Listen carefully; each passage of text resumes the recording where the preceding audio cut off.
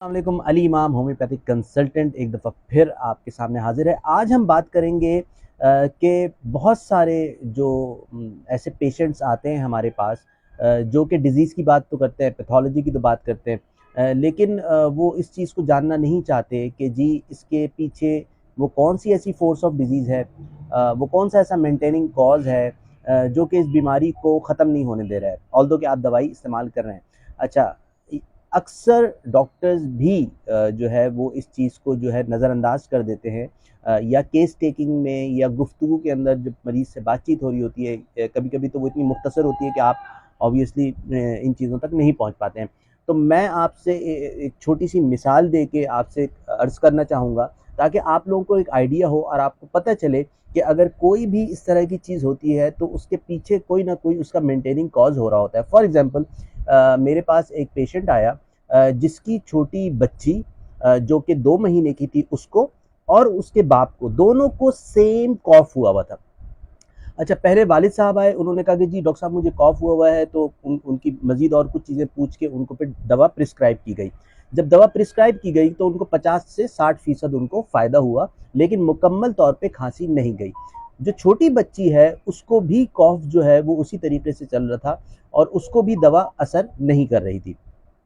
जब मैंने दोबारा वालिद साहब को बुलाया, उनसे बातचीत हुई, चूँकि हमारे यहाँ यूजुअली होता है ये कि डॉक्टर और पेशेंट्स का जो ताल्लुक़ है ना, वो जब तक क्रिएट नहीं होता, यानी कि ट्रस्ट लेवल डेवलप नहीं होता, तो बहुत सारे पेशेंट्स चीज़ें खुल के बताते नहीं हैं, या वो शायद ज़रूरी नहीं समझते हैं।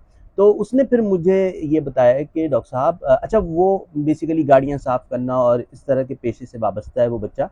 तो मैंने उससे कहा कि यार क्या ऐसी चीज़ है जो तुम कर रहे हो? तुम कहते हो तुम स्मोकिंग भी नहीं करते हो। तो उसने कहा नहीं डॉक्टर साहब, वो मैंने आपको बताया नहीं था और मैं डर रहा था और ये था कि डॉक्टर साहब मैं हुक्का पीता हूँ।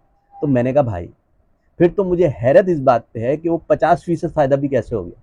क्योंकि जब एक मेंटेनिंग कॉज है, जब आप एक चीज़ जो कि उसको नुकसान पहुंचा रही है लंग्स को, जो कि एक पोल्यूशन का सबब बन रही है घर के अंदर, तो उससे एक आप तो अफेक्ट हो ही रहे हैं, वो बच्ची भी अफेक्ट हो रही है।